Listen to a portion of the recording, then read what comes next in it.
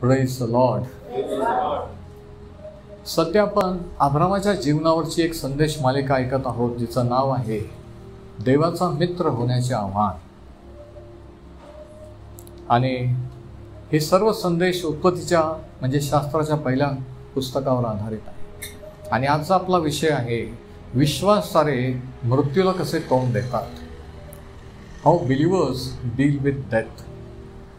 विश्वास धरणारे देवाचे लोक हे मृत्यूला, आपल्या प्रियजनांच्या जवळच्या व्यक्तीच्या मरणाला कशा रीतीने हाताळतात, कशा रीतीने फेस करतात.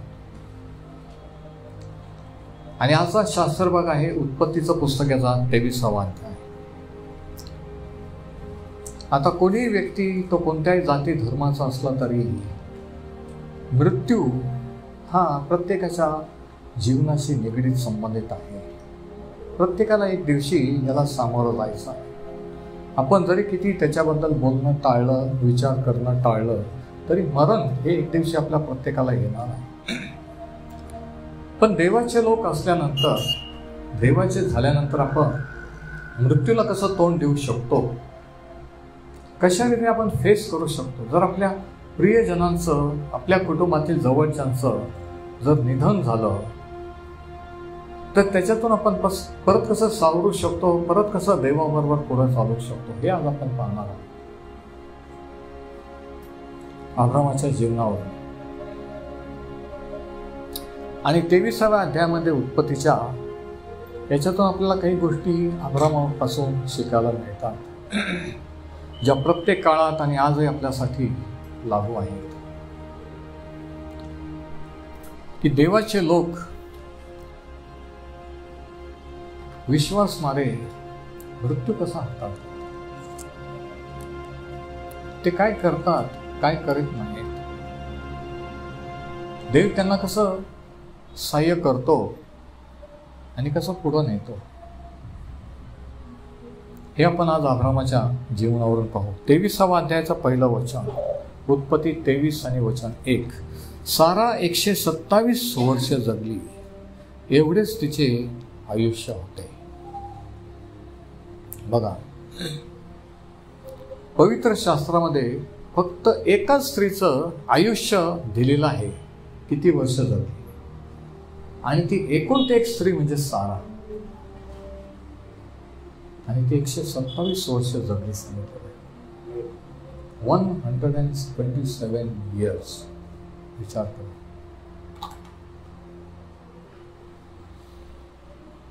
एवढेच तिचे आयुष्य होते.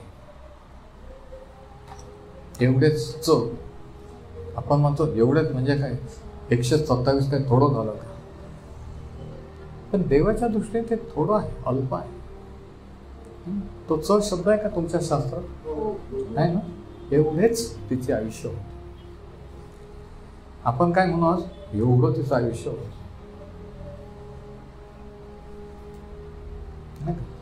एवढेच तिचे आयुष्य. आणि तिचं आयुष्य कसं गेलं, सुरुवात कशी झाली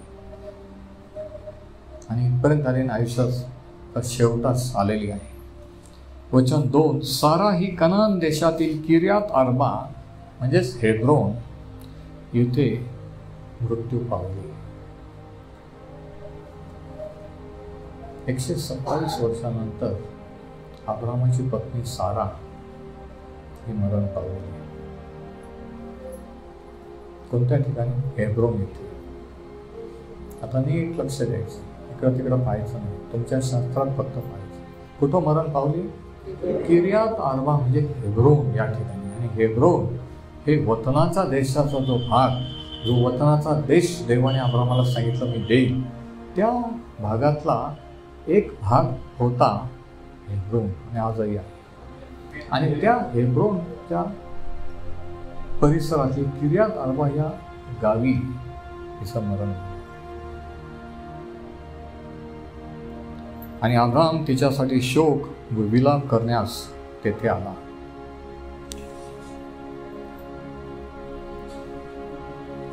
आता साराचं आयुष्य किंवा सारा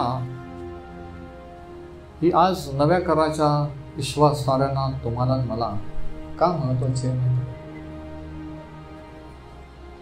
कारण शास्त्र सांगते की अब्राहम हा आपल्या विश्वासणाऱ्यांचा पिता आहे. ते म्हणजे इस्रायल अब्रामाची खरोखरची संतती, जाती नाही. पण तुम्ही आणि मी येशू ख्रिस्तावरील विश्वासामुळे आत्मिक संतती. म्हणजे आपला पण अब्राहम विश्वासाचा पिता आणि सारा ही त्याची पत्नी, म्हणजे ती विश्वासाची माता झाली. नाही समजलं सोनवणे. इकडे लक्ष द्या, तुम्ही खाली इकडे बघू नका, माझ्याकडे लक्ष द्या. सारा कोण झाली? विश्वासाचा पिता अब्राहम, विश्वासाची माता सारा. पण काही लोक, चर्चचा काही भाग, रोमन कॅथलिक हे मरियला माता मानतात, स्वर्गाची राणी मानतात. पण पवित्र शास्त्र विश्वासाची माता किंवा विश्वासाचा आदर्श म्हणून मरियला आपल्या पुढे ठेवत नाहीये. आता हे काही जणांना धक्कादायक, शॉकिंग वाटत, डिस्टर्बिंग वाटत की असं कसं म्हणतात. मी तुम्हाला शास्त्रातून सांगतो मी असं का म्हणतो की मरियेपेक्षा आणि इतर कोणत्याही शास्त्रातल्या स्त्रियांपेक्षा सारा ही महत्वाची आहे. कारण का? 2 वेळेस, एकदा जुन्या करारात आणि एकदा नव्या करारात सारेचा उल्लेख आहे. Praise the Lord.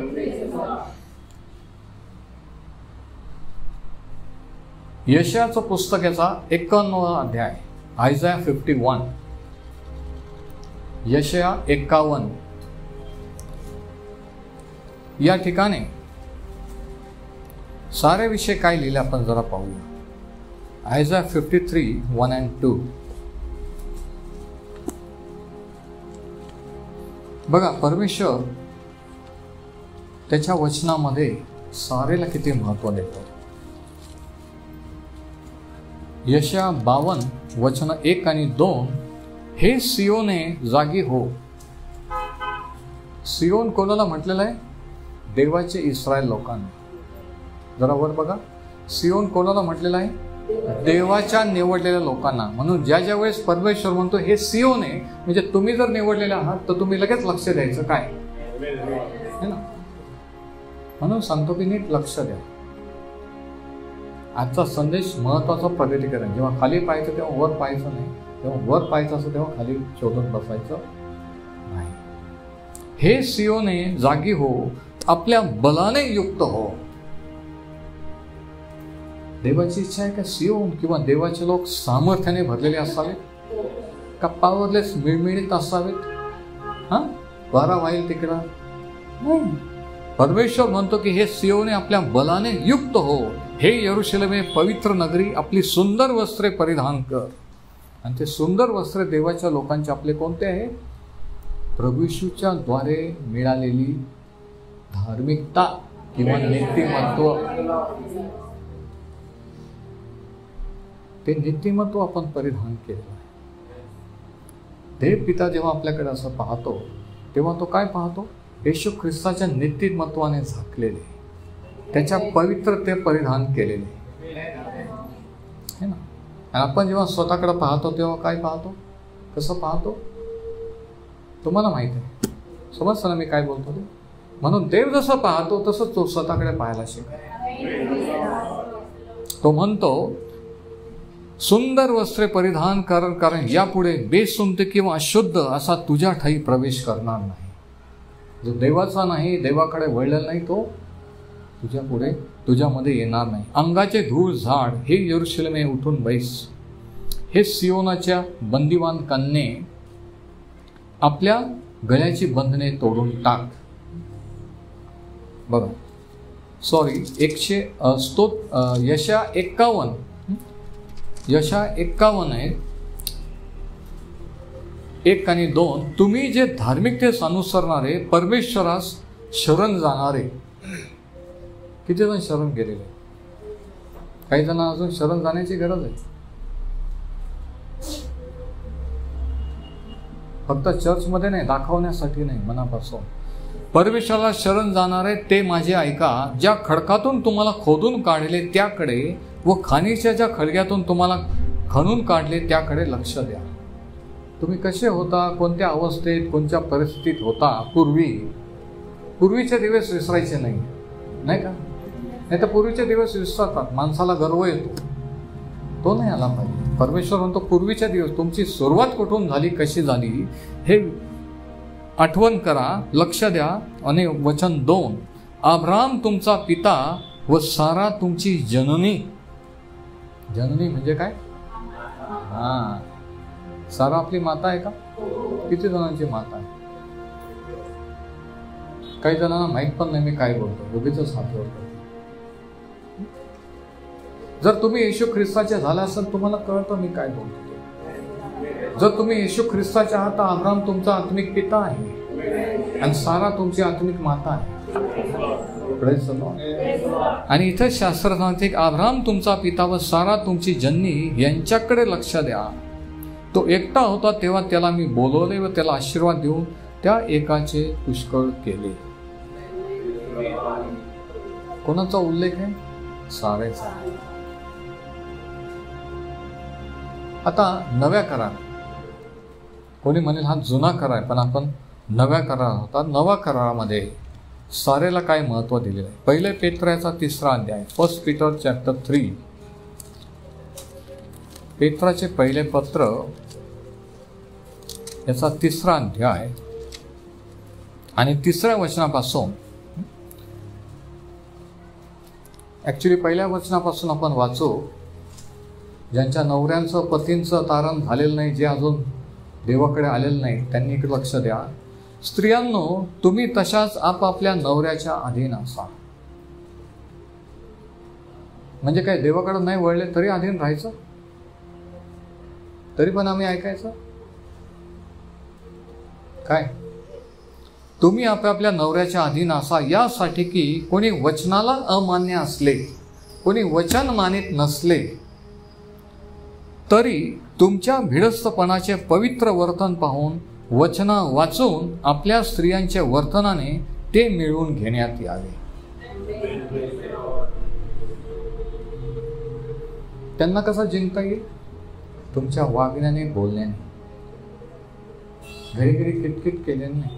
तुम्ही शास्त्र वाचलं पाहिजे, तुम्ही चर्चला आला पाहिजे, तुम्ही हे नाही केलं पाहिजे, तुम्ही ते नाही केलं पाहिजे, ह्याने नाही.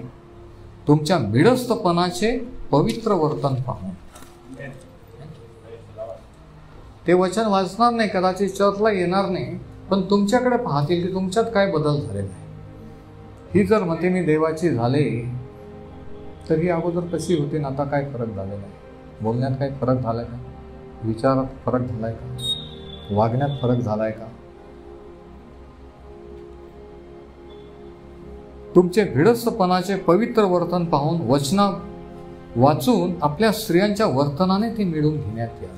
आणि मग पुढं काय लिहिले? तुमची शोभा केसांचे गुंफणे म्हणजे हेअरस्टाईल, सोन्याचे दागिने घालणे किंवा पोशाख करणे यांनी बाहेरून आणलेली नसावी. म्हणजे करायचं नाही असं नाही, हेअरस्टाईल मेकअप वगैरे नाही करायचं असं शास्त्र सांगत नाही. ऐकून घ्या,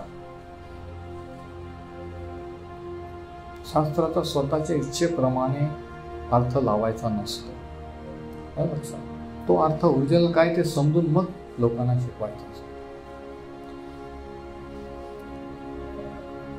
बाहेरून आणलेली नसावी तर मग कशी असावी? म्हणजे फक्त बाहेरून मेकअप नकोय, बाहेरून सुंदरता नकोय. काय पाहिजे?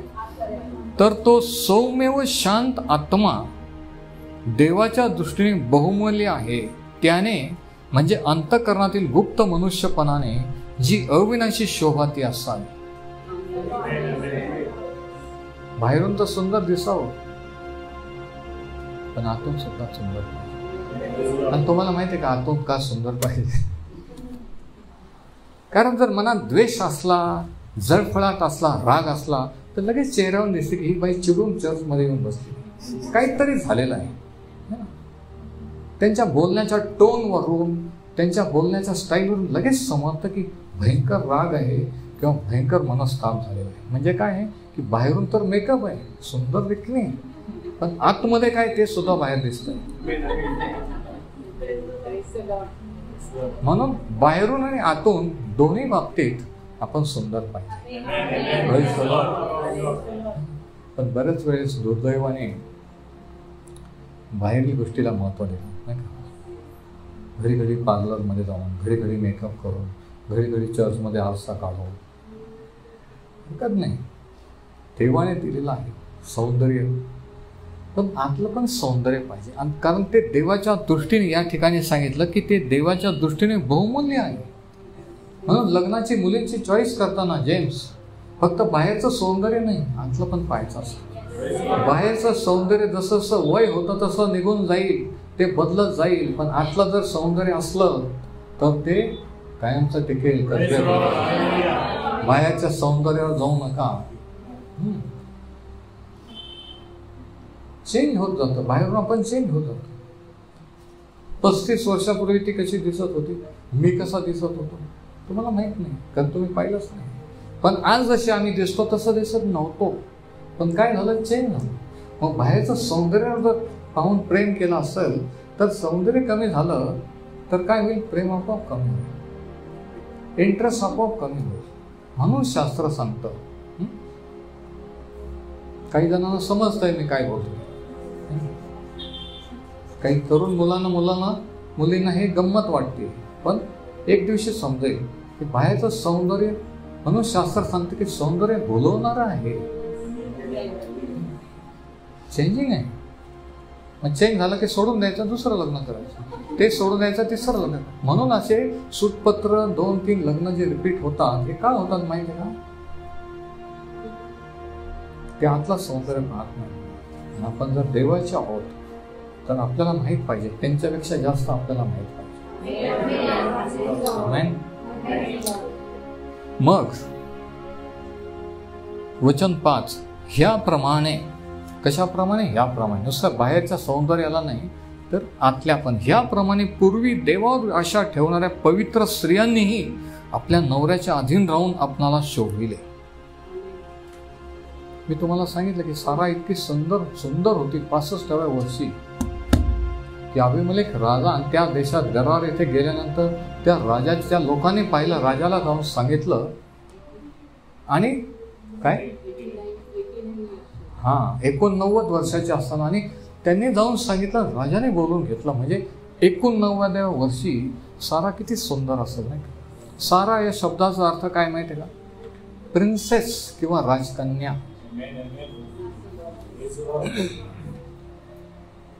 पण आपल्याला नावांचे अर्थच माहीत नाहीत, म्हणून आपण आता हिरो हिरोईनचे नावं ठेवतो, कारण आपल्याला शास्त्रच माहीत नाही. पण तुम्हाला माहीत झालं तर तुम्ही तुमच्या मुलांना शिकवाल, ते त्यांच्या मुलांना शिकवेल. पण तुम्हाला जर माहीत नसेल तर तुम्ही हिरो हिरोईनचेच नावं ठेवणार. 89व्या वर्षी तिचं सौंदर्य इतकं होतं की राजाने सुद्धा ठरवलं की तिला आणखी एक राणी म्हणून करून घ्यायचं. ती बाहेरून मेकअप करीत होती का, हो. सुंदर देखणी होती का, हो. पण इथं सांगितलेलं आहे, देवावर विश्वास ठेवणाऱ्या पवित्र स्त्रियांनी आपापल्या नवऱ्याच्या अधीन राहून आपणाला शोभिले. म्हणजे अधीन राहून हे शोभो नाही का, नाही. पण मला वाटलं की मेकअप करणं शोभो नाही. तुम्ही 4 माणसात दुसऱ्यांच्या समोर नवऱ्याबद्दल काय टीका करतात, कसं तुमचं मत व्यक्त करता, याच्यावरून तुम्ही नवऱ्याला शोभवता की डाऊन करता हे दिसून येतं. तुम्ही मान देता की अपमान करता हे दिसून येतं. मग तुम्ही किती तास प्रार्थना करता हे विचारायची कोणाला गरज नाही. तुम्ही किती रेग्युलर चर्चला येता हे महत्त्वाचं नाही, पण तुमचा ॲटिट्यूड, तुमचा दृष्टिकोन पतीबद्दल काय आहे हे महत्त्वाचं. हे काही फक्त चर्च पुरतं नाही, लक्षात घ्या. चर्चमध्ये येऊन शो ऑफ करायचं नाही, ॲक्टिंग करायची नाही. मी तुम्हाला सांगतो, जसं आहे तसं राहायचं. तुम्हाला माहिती, तुम्ही मला रस्त्यावर बाहेर पाहिलं, चर्चमध्ये पाहिलेलं, बरोबर. काही फरक जाणवतो का की चर्चमध्ये मी वेगळ्या टोनमध्ये बोलतो आणि बाहेर काही बोलतो, असं आहे का. तसं आपण प्रत्येकाने राहावं ही देवाची इच्छा आहे. डुप्लिकेटपणा हे करू नये. रिअल, लेट अस बी रिअल. सैतान डुप्लिकेट लोकांना घाबरत नाही, खऱ्या लोकांना घाबरतो. आमेन. दाखवायचं काही नाही की मी फार नवऱ्याच्या अधीन आहे, फार हे, आणि घर जाऊन एकदम विरुद्ध. तसं नसतं. इथं सांगितलेलं आहे की त्यांनी आपल्या नवऱ्याच्या अधीन राहून स्वतःला शोभिले. तशी सारा, वचन 6, तशी सारा अब्रामाला धनी म्हणून त्याच्या आज्ञेत राहिली. कोण राहिली? नाही, पण जुन्या करामध्ये एवढ्या स्त्रिया होऊन गेल्या. साराचंच नाव का? कारण सारा आपण वाचलं की आपले विश्वासाची माता आहे, जननी आहे. सारा का? आता कळलं ना सर्व स्त्रियांना. तसं पाहायचं नाही माहीत नसल्यासारखं. कारण सारा आपल्या विश्वासाची, तुमच्या विश्वासाची माता आहे. म्हणून इथं सांगितलेलं आहे की सारा अब्रामाला धरी म्हणून त्याच्या आज्ञेत राहिली. त्याच्या आज्ञेत राहिली. तुम्ही चांगले करीत राहिल्यास व कोणत्याही भयप्रद गोष्टीची भीती न बाळगल्यास तिची आता मुले झाला आहात.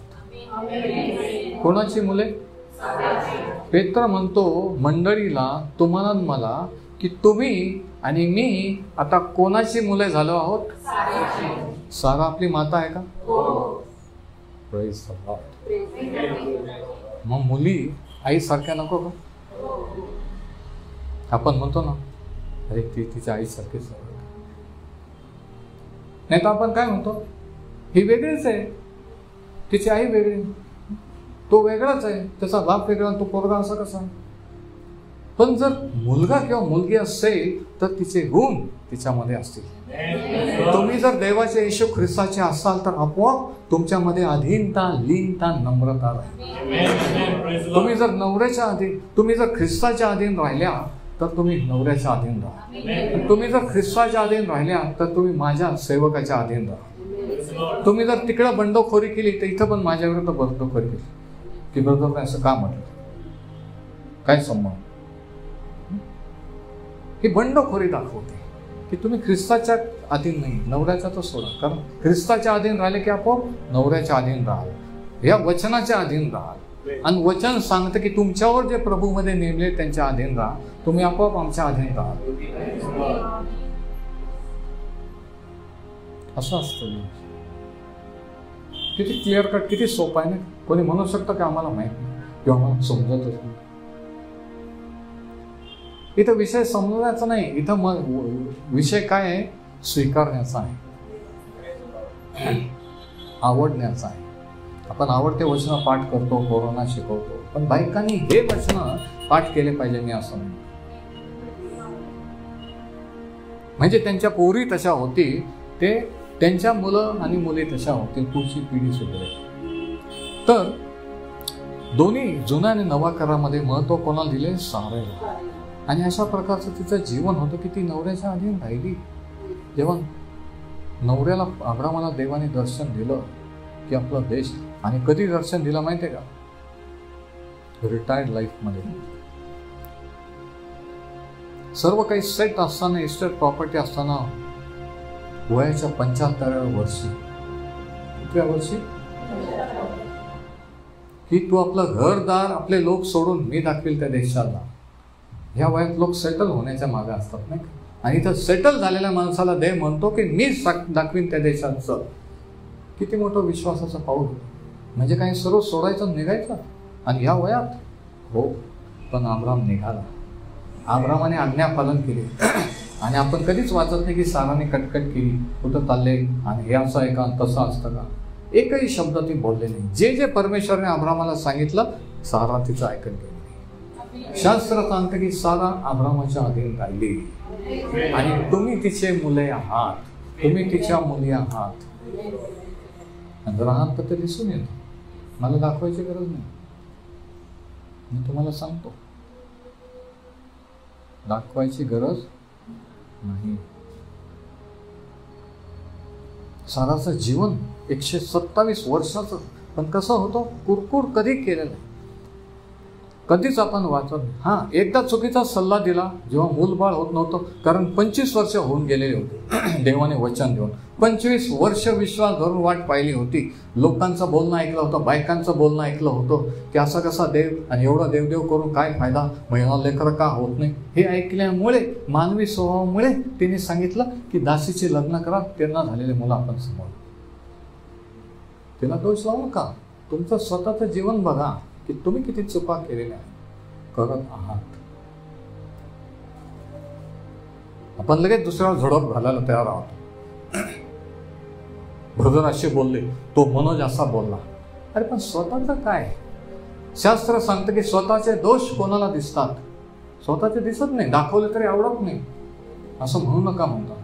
फुगतात लोक. ऍक्च्युली मी पाहिलेले अनुभवले आहे.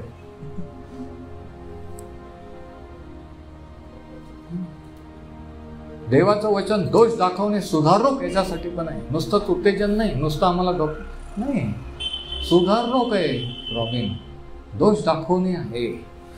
तर तशीच सारा अब्रामाला धनी म्हणून त्याच्या आज्ञात राहिली आणि शेवटी तो म्हणतो की तुम्ही तिची मुले आहात. आणि मग आपण वाचतो काय झालं पुढं. उत्पत्ती 23 मध्ये सारा 127 वर्षाची होऊन मरण पावली आणि अब्राम तिच्यासाठी शोक व विलाप करण्यास तेथे आला. कुठं आला? किर्यात अर्बा, हेब्रोन या ठिकाणी आला. ह्या ठिकाणी ती मरण पावलेली आहे. आता तुम्ही म्हणाल की ह्या ठिकाणी असं काय करायचं, आज आपला काय संबंध आहे? मरण पावली, मरण पावली. दीर्घायुष्य ही देवाचा आशीर्वाद असतो. अर्धवट आयुष्य जगणं हा आशीर्वाद नसतो, लक्षात घ्या. त्याला मी दीर्घ आयुष्य देऊन तृप्त करीन, त्याला मी सिद्ध केलेल्या तारणाचा अनुभव घडवीन. पण देवाविरुद्ध जर बंडखोरी केली तर सैतानाच्या तावडीत आपण पडतो. सैतानाला चान्स देतो कार्य करायला. त्याला माहीत असतो की ही किंवा हा आता देवाच्या अधीन नाही आहे. आता मी त्याच्यावर ताबा मिळवू शकतो, मी त्याचं पाहिजे ते करू शकतो. म्हणून देवाच्या अधीन राहणं इतकं महत्वाचं आहे.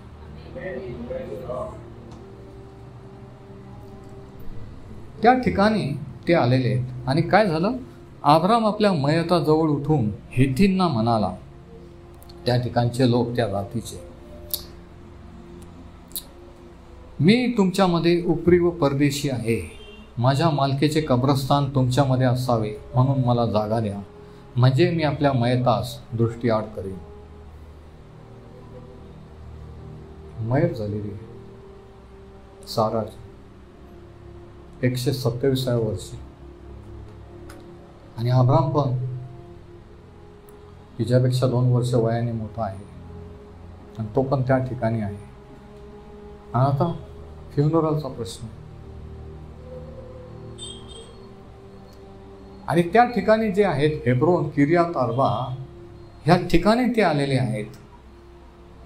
आणि अब्राम म्हणतो की आता मला माझ्या बायकोला पुरवायला जागा द्या त्या लोकांना. मी तुम्हाला सांगितलं अब्रामाला चर्च नव्हतं, फारच नव्हतं, फेलोशिप नव्हती, कोणीच नव्हते. फक्त दोघं नवरा बायको. देव जे सांगेल ते करायचं, तिकडं जायचं. लक्षात घ्या, अशा प्रकारचं जीवन होतं. आपण आमच्या. आणि मग ते लोक काय म्हणतात, वचन 5, तेव्हा हेथी अब्रामाला म्हणाला, स्वामी आमचे ऐका. आता त्या ठिकाणचा, त्या लोकांचा प्रमुख काय म्हणतो, आमच्यामध्ये अब्रामास म्हणाला, स्वामी आमचे ऐका, आमच्यामध्ये आपण देवाचे एक सरदार आहात. आपण आमच्या वाटेल त्या थडग्यात आपल्या मयतास मूठमाती द्या. आपल्या मयतास मूठमाती देण्यासाठी आपले खाजगीचे थडगे देण्यास आमच्यातला कोणीही अनुमान करणार नाही. देवाने जे सांगितलं होतं त्या ठिकाणी तो आहे. आणि अचानक सारा मरण पावल्यामुळे तो त्यांना सांगतो की आता तिला पुरायला जागा द्या. आणि ते म्हणतात की सर्व प्रदेश आणि सर्व थडगे तुमच्यासाठी आहेत, तुम्ही पाहिजे तिथं त्यांना पुरा. ते सांगतात ते लोक तिथले. आणि काय झालं, तेव्हा अब्रामाने उठून त्या देशाच्या लोकांना म्हणजे हेथींना नमन केले. पण हे तर अब्रामाच्या देवाला न मानणारे लोक आहेत. पण तरी अब्राम नमन केले. याच्यावर काय दिसून येतं की एवढ्या वर्ष म्हातारपणापर्यंत देवाबरोबर चालणारा माणूस किती नम्र आहे.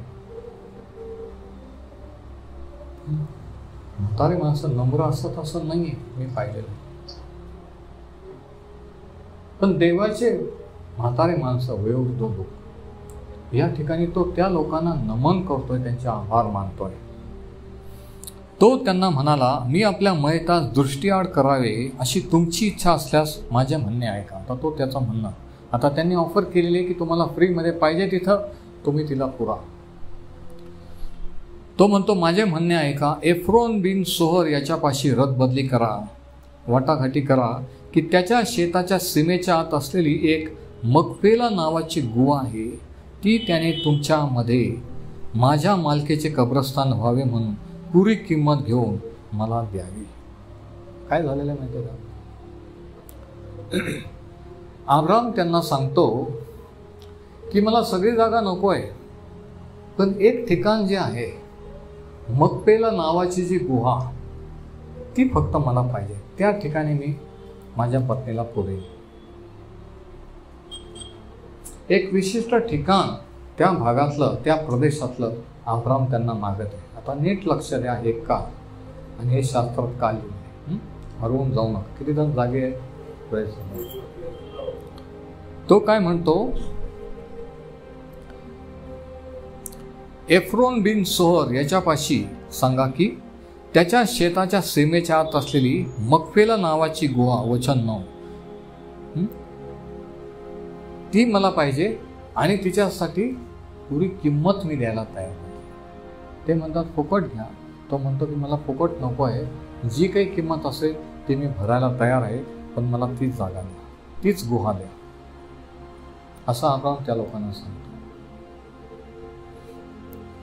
एफ्रोन हित्ती हा हेथीमध्ये बसलेला होता. तो हेथींच्या समक्ष त्याच्या गावच्या वेशीतून जाणाऱ्या येणाऱ्यांना सर्वात समक्ष अब्रामाला म्हणाला. आता त्या काळात तशी प्रथा होती, गावाच्या वेशीवर वयोवृद्ध लोक आणि तिथं सगळे जागेचे व्यवहार, सगळे काही व्यवहार, ॲडमिनिस्ट्रेशन, प्रशासन चालत होते. आणि तो म्हणाला लोकांच्या समक्ष, स्वामी नाही, माझे ऐका, ते शेत आणि त्यात असलेली गुहाही माझ्या भाऊबंदासमक्ष मी आपणाला देतो, तेथे आपल्या मयतास माती द्या.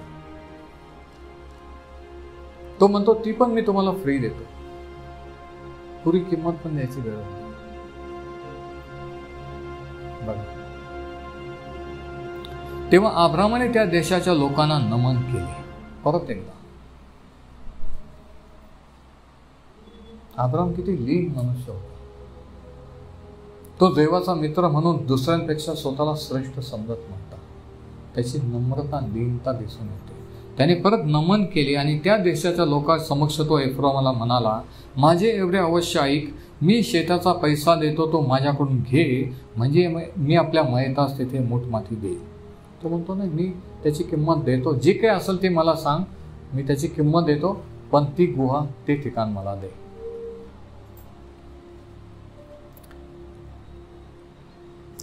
एफ्रामाने अब्रामास उत्तर केले, स्वामी माझे ऐका, ही अवघी 400 शेकेल रुपये म्हणजे चांदीचे शिक्के किमतीची जमीन, तिचे काय मोठे, आपण आपल्या मयतास मूठमाती द्या.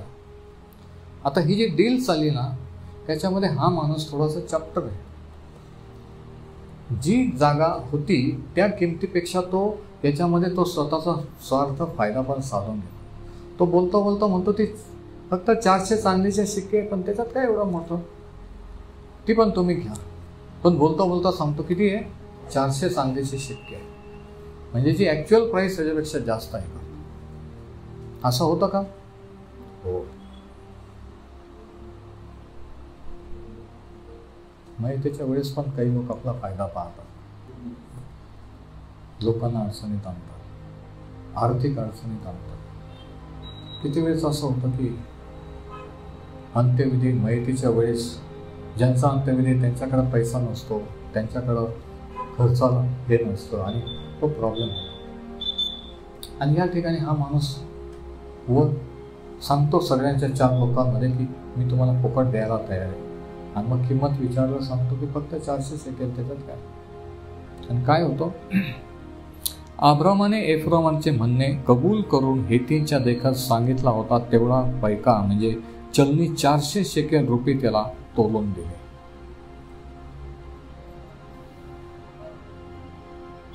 आणि असं वाचत नाही की तो नाही म्हटला नाही, म्हणजे वरवर जरी तो म्हणत होता की फुकट घ्या फुकट घ्या, पण मनातून इच्छा होती काहीतरी मिळायला पाहिजे, आणि म्हणून दिले ते गपचीप खुशाल घेतले.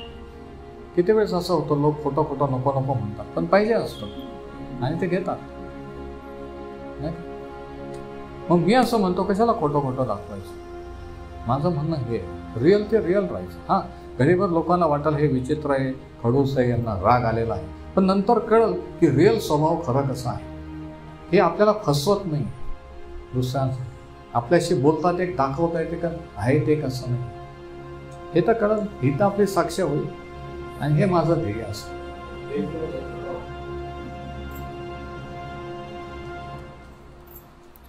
मग ह्याप्रमाणे एफ्रोमाचे शेत जे ममरेच्या समोर मकपेलात होते व त्यातली गुहा आणि शेतातील त्या चतुर्मासातील सर्व चतुर्सीमातील सर्व झाडे झुडपे हेतीन समक्ष वेशीतून येणाऱ्या जाणाऱ्या सर्व समक्ष अब्रामाच्या कब्जात पूर्णपणे आली.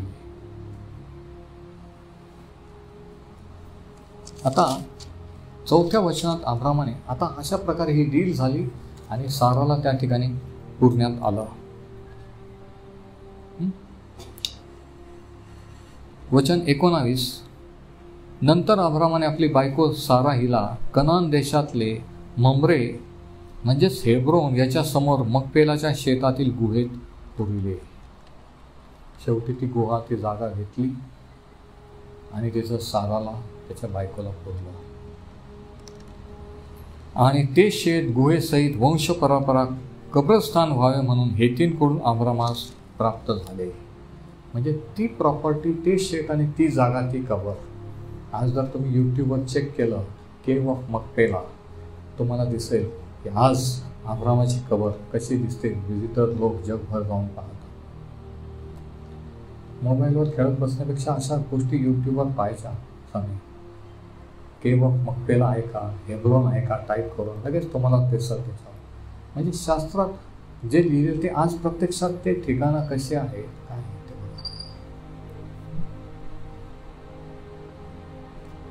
आणि अशा रीतीने ती प्रॉपर्टी त्याची झाली. आता शेवटी एक महत्वाचं प्रगतीकरण. वचन 4, मी तुमच्यामध्ये उपरी व परदेशी आहे, तो म्हणतो. काय म्हणतो? कोण म्हणतो? बघा बरं कोण म्हणतो. अब्राम म्हणतो त्या लोकांना, मी तुमच्यामध्ये कोण आहे. आता हे प्रगटीकरण आहे. आता किती जण शेवटच्या पॉईंटचे प्रगटीकरण ऐकायला तयार आहे.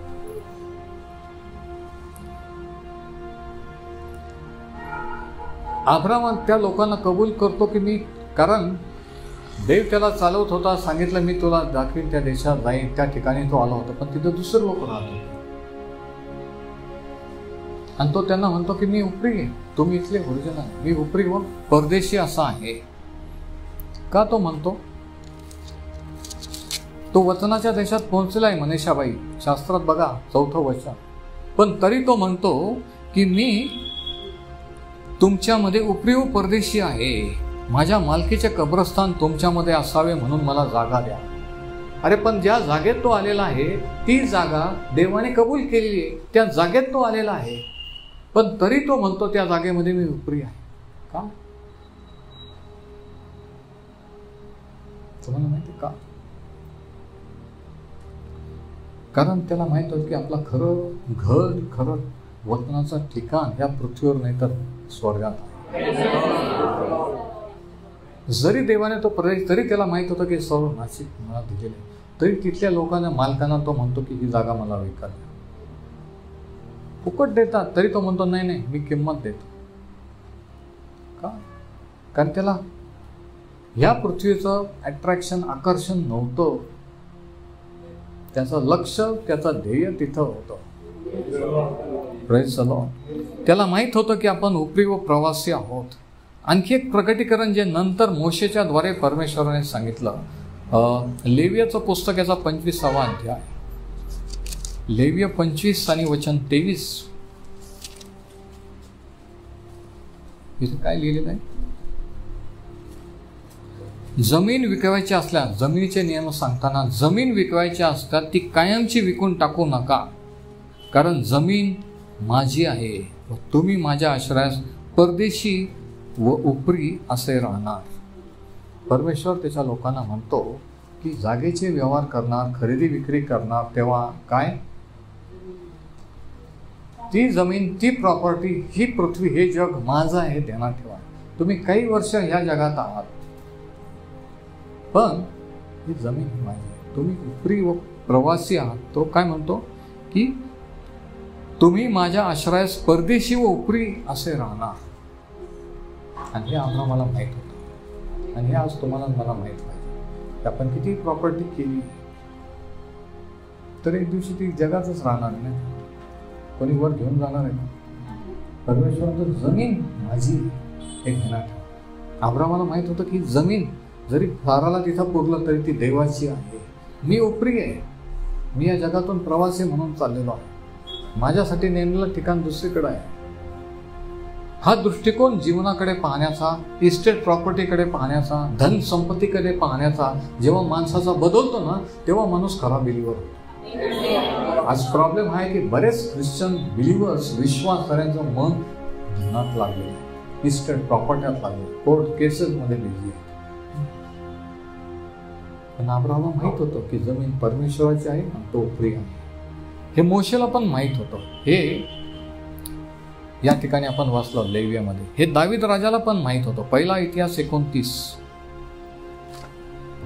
पहिला इतिहास याचा 29वा अध्याय,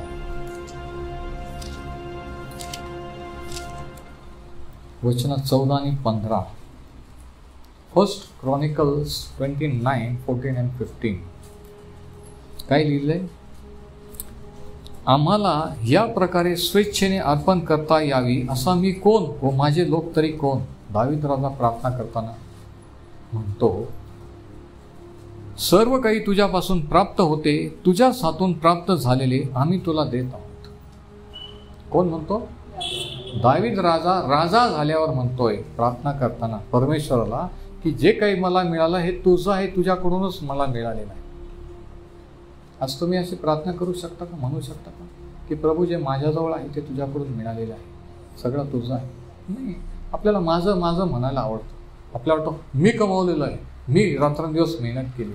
अरे पण तू कोणाचा आहेस? तुझा श्वास कोणाच्या हातात आहे? तुला एका क्षणात जर जगातून काढून घेतलं तर तू कोणाचा आहेस? आणि देव दाखवून देतो एक दिवशी तू सगळ्यावर कंट्रोल करू शकतो. तू तुझा आत्म्यावर, शास्त्रांत माणसाचा आत्मा मरणाची वेळ आल्यावर तो त्याला थांबवू शकत नाही. पण आपल्याला हे भानच राहत, मी आणि माझं, मी आणि माझं, याच्यातच आपण दंग. दावीद राजा म्हणतो की सर्व काही तुझ्यापासून प्राप्त होते, तुझ्याच हातून प्राप्त झालेले आम्ही तुला देत आहोत. आम्ही आपल्या, आणि आता ऐका, आम्ही आपल्या सर्व पूर्वजांप्रमाणे तुझ्या समोर उपरी व परदेशी आहोत. अब्राम म्हणतो मी उपरी व परदेशी आहे. काय किंमत आहे ते घ्या हो, पण मला द्या माझ्या बायकोला. का? त्याला माहित होतं की आपण उपरी व परदेशी आहोत. आज बरेच विश्वास त्यांना माहीत नाही आपण उपरी. ते असं जगतात, अशा रीतीने प्रॉपर्ट्या कमवतात की जसं काय हजारो वर्ष जगणार आहेत. एवढं महत्त्व कमवण्याला देतात की त्यांना चर्च, देवाचं वचन, देव, प्रेयर मीटिंग, बायबल स्टडी महत्त्वाची वाटत. त्यांना वाटतं बिझनेस, पैसा कमवणं महत्त्वाचं आहे. त्यांना हे काय ब्रदर सांगतात बायबल स्टडी, आज चर्चला या, पैसा महत्त्वाचा. कशा प्रकारचे बिलीवर आपण काय समजतो, काय स्वतः आपण? सैतान त्याचे दुरात्मे हसतात म्हणून अडखळणे, प्रॉब्लेम आणतात, आणि एक दिवशी तेच जगातून काढून घेणार आहे देव. कारण असं वागण्याने केल्याने आपण सैतानाला चान्स देतो. देव काही करू शकत नाही, देवाचे हात बांधलेले नाही. सैतान आपोआप कार्य करत नाही, पण व्यसनाधीन झाला, पैशाच्या मागे लागला, हलतूपणा करायला लागला की सैतान दुरात्मे बरोबर बघतात की आता हिचा मी ताबा घेऊ शकतो आणि हिचा वाट लावू शकतो, हिचा नाश करू शकतो, आणि मग तो ते करतो. आत्मा स्वर्गात जातो, आत्म्याचा नाश होत नाही, पण अर्धा आयुष्याचा शरीराचा नाश होता. ह्या जगात जे नेमलेलं ते पूर्ण होत नाही. आणि एक वाईट साक्ष, वाईट उदाहरण म्हणून आपण दुसऱ्यांपुढे असतो. दुसरे म्हणतात की असं कसं झालं, तो विश्वास त्याचा तर बाबतीच म्हणतो, तिथं एवढी चांगली प्रार्थना करायची, असं कसं झालं. लोकांना नाही कळत, पण आपण हाताने प्रॉब्लेम ओढवतो, म्हणून हे ध्यानात ठेवायचं. तर दाविदाला हे माहीत होतं की आपण उपरेय प्रवासी आहोत. स्तोत्र 39:12, Psalm 39:12. स्तोत्र करता दावीद परत एकदा काय म्हणतो, स्तोत्र 39:12 मध्ये, हे परमेश्वरा माझी प्रार्थना ऐक, माझ्या धावाईकडे कान लाव, माझे अश्रू पाहून उभा राहू नको, कारण मी आपल्या सर्व पूर्वजांप्रमाणे तुझ्यापुढे परदेशीय व उपरी आहे. कोण आहे? परदेशीय व उपरी आहे.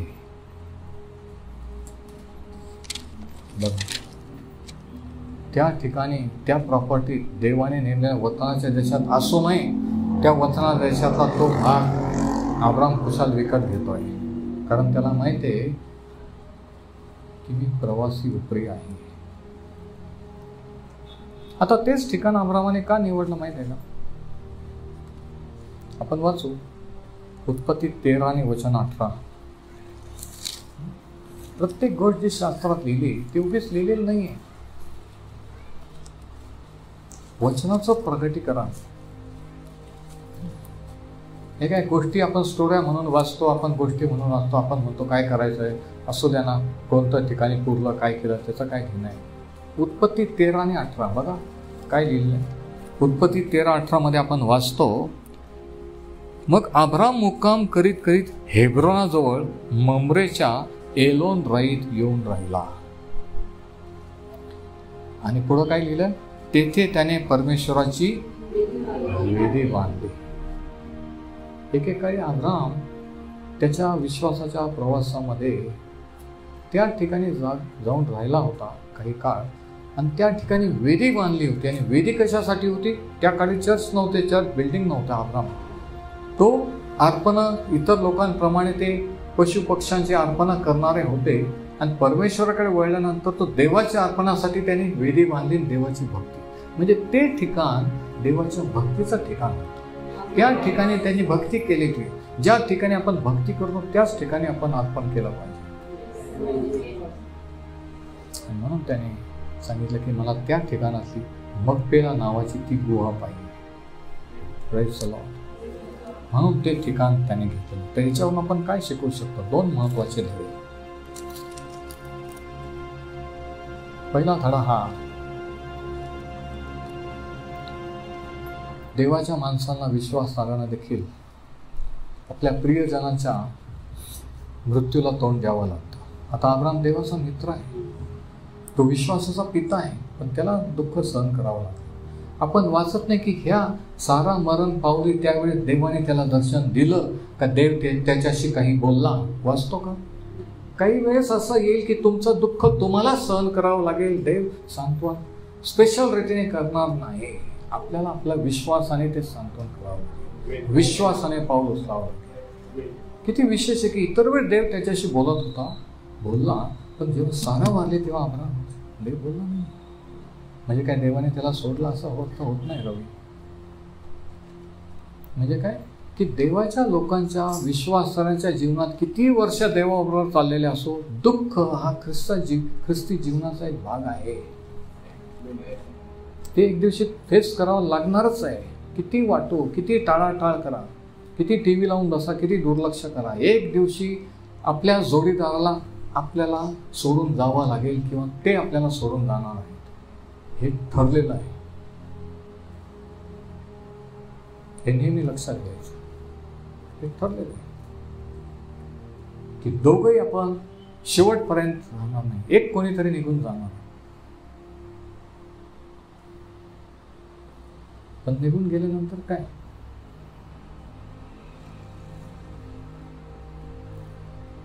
देव जर बोलला नाही, विशेष प्रगटीकरण नाही दिलं तर काय, विश्वास सोडून द्यायचा? आपण विश्वासातच राहायचं. अब्राहम देवावर रागवला नाही, कुरकुर केली नाही, का असं झालं, मध्येच कसं झालं, आम्ही तर तिथपर्यंत जाणार होतो, आम्ही तर जवळ आलो होतो, आता तर चांगलं, काहीच तो बोलला नाही. त्यांनी देवाला दोष दिला. पहिला पॉइंट हा, Believers deal with death as real. मृत्यू हे खरं आहे या रीतीने आपण ते फेस केलं की मरण मृत्यू हे येणार. दुसरा पॉइंट, दुसरा धडा हा की विश्वासाने देवाचे लोक मृत्यूच्या वेळेस देवाच्या वचनावर विश्वास ठेवत असतात, वचनावर विश्वासाने अवलंबून राहत असतात. अख्ख्या आयुष्यामध्ये त्या प्रदेशात तो असताना केवढी प्रॉपर्टी होती अब्रामाची माहिती आहे का? केवढी. फक्त ही मकपेला नावाची गुहा जिथं साराला पुरलं ते शेत, तेवढंच. पण देवाने अख्खा प्रदेश त्याला दिलेला, पण त्याच्या नावावर केवढे प्रॉपर्टी होती, फक्त तेवढेच. पण त्याने विश्वास धरला की एक दिवशी हे सर्व प्रदेश माझा होईल. त्यांनी विश्वास धरला, त्या विश्वासात तो मरण पावला. हिब्रू लोकांपत्र 11:10, हिब्रूज 11:10.